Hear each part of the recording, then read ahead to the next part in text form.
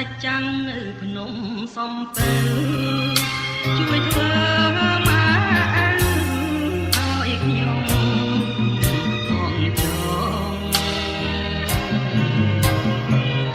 រឿងខ្ញុំពីប្រាំមកបានដឹងអង្គសូមជួយសំរួលឲ្យស្នេហ៍សង្សារ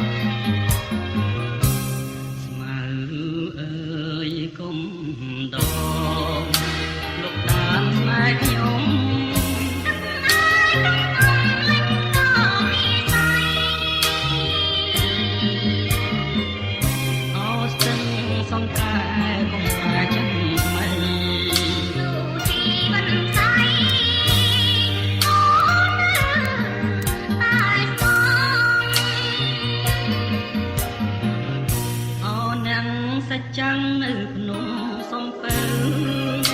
ជួយធ្វើមកឲ្យខ្ញុំផងចង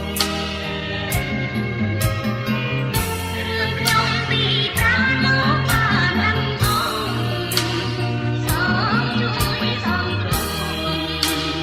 ឲ្យស្នេហ៍សង្សារ